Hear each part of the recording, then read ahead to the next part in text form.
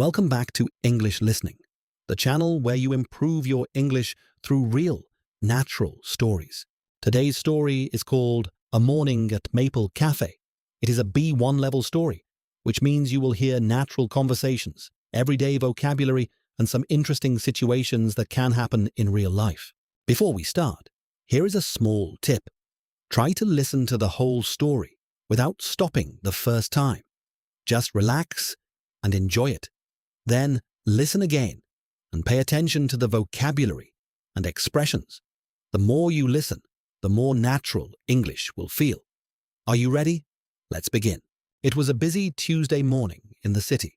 The streets were already full of people, workers rushing to their offices, students checking their phones, and delivery drivers weaving between the traffic.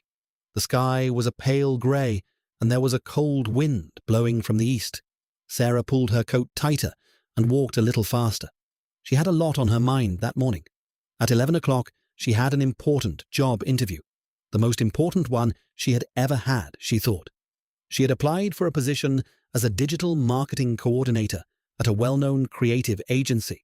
She had prepared for weeks, practicing her answers, researching the company, and choosing the right outfit the night before.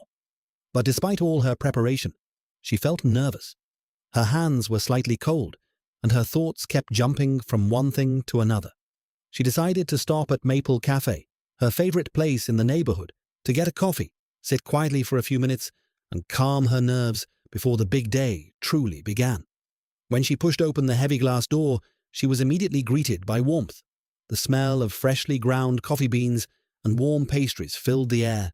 Soft jazz music played in the background. The cafe was already busy. Students sat with open laptops.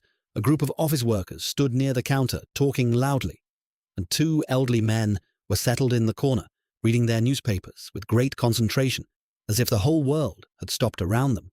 Sarah smiled. This place always made her feel better. She joined the queue. There were two people ahead of her. While she waited, she looked up at the large wooden menu board on the wall and tried to decide what to order. She usually had a flat white, quick, simple, reliable. But today felt like a day for something a little different. When it was finally her turn, the barista, a young woman with short dark hair and a bright smile, greeted her cheerfully. Good morning. What can I get for you today? Hi, good morning. I'd like a medium oat milk latte, please. Oat milk, not regular. Of course, no problem. Anything else? Actually, yes. Could I also get one of those almond croissants? They look absolutely amazing. Great choice. Those just came out of the oven about 10 minutes ago. Would you like it warmed up? Oh yes, please. That would be perfect. Lovely. And can I take a name for the order? It's Sarah. Perfect, Sarah. That will be £6.50. We'll bring everything over to your table when it's ready. Sarah tapped her card on the reader, picked up a small paper number from the counter, and turned to look for a seat. The cafe was quite full, but she noticed a small table near the window. Just one seat, with a nice view of the street outside. She walked over, sat down, and took a long breath. She reached into her bag, pulled out a small notebook, and opened it to the page where she had written her interview preparation notes. Key skills, common questions, things to remember. She read through them slowly, mouthing the words quietly to herself. She was so focused on her notes that she didn't notice someone standing beside her table. "Excuse me. Is this seat taken?" said a voice. Sarah looked up quickly. A man in his mid-30s was standing there, holding a large coffee in one hand and a folded newspaper in the other. He was wearing a dark blue jacket and a light grey scarf. He had a friendly, open face and looked slightly tired, like someone who had also had a long morning already. "Oh no, not at all. Please go ahead," said Sarah, moving her bag slightly to give him more space. The man sat down across from her and placed his coffee carefully on the table. He unfolded his newspaper, then glanced briefly at Sarah's notebook, covered in neat handwriting and small diagrams. I'm sorry, I don't mean to be nosy, but are you preparing for something? You look very focused. Sarah laughed softly. Is it that obvious? Yes, actually. I have a job interview this morning. I'm a bit nervous, to be honest. I completely understand. I had one last week. It's such a strange feeling. You prepare, and then on the day itself, your mind goes completely blank. Exactly. That's exactly what I'm afraid of. What field are you going into, if you don't mind me asking? Marketing. I've been working in retail for about 3 years, but I want to move into digital marketing. It's something I've been working towards for a while. That's really interesting. What kind of role is it? A marketing coordinator position at a creative agency. It's quite junior, but it's a really good company, and I think it could lead somewhere. The man nodded slowly, looking genuinely interested. Actually, and this is quite a coincidence, I work in digital marketing. I've been in the industry for about 6 years now. My name's James, by the way. No way, I'm Sarah. What a small world. Ha, I know. London is full of coincidences like that. Do you have any advice for someone who's just starting out in the field? James leaned back slightly and thought for a moment. Honestly, the most important thing is to just be yourself. A lot of people go into interviews trying to say what they think the interviewer wants to hear. But the best thing you can do is show them that you're curious, that you're willing to learn, and that you're genuinely excited about the work. That matters much more than experience, especially at the beginning. That's really reassuring to hear. Also, and this is practical advice, try to give specific examples when they ask you questions. Don't just say, "I'm good at communication." Say, "Here's a situation where I had to communicate something difficult, and here's how I handled it." Specific examples make everything more believable. Sarah was writing quickly in her notebook.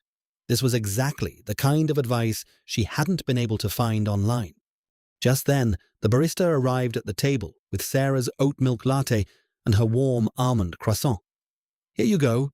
Enjoy," she said with a smile. Sarah took a sip of her coffee. It was smooth and slightly sweet, with a gentle warmth that spread through her chest. She broke off a small piece of the croissant.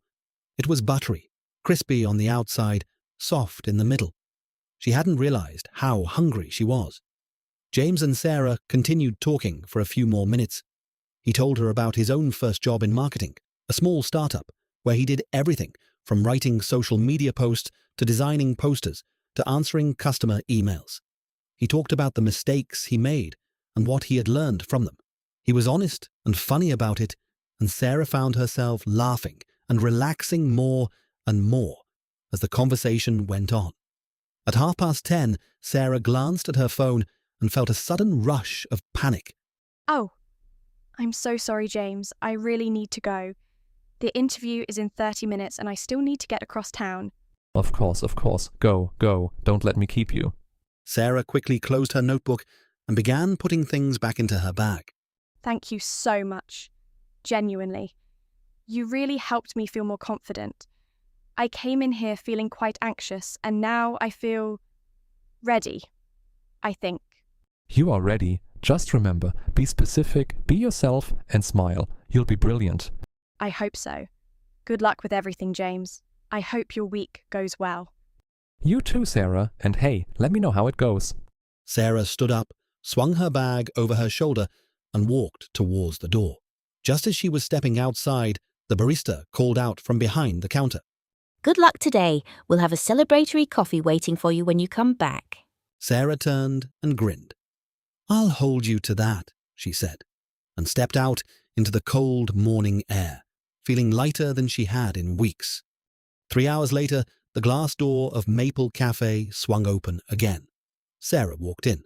She was still wearing her interview outfit, the dark blazer, the neat shoes, but now she had a wide smile on her face and a small, happy brightness in her eyes. She walked straight up to the counter. Hi, I believe there's a celebratory coffee waiting for me.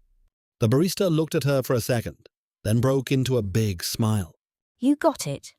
I got it. The whole cafe seemed to feel it. That small, quiet moment of someone's life going right. And that is the end of today's story. A morning at Maple Café. How did you find it? Did you catch most of the vocabulary? If there were words or phrases you didn't understand, try listening again. You'll be surprised how much more you notice the second time. Learning English is just like Sarah's morning. Sometimes the most helpful thing is to slow down, take a breath, and trust the process. If you enjoyed this story, please subscribe and click the notification bell. A new story comes out every week. Thank you so much for listening, and I'll see you next time.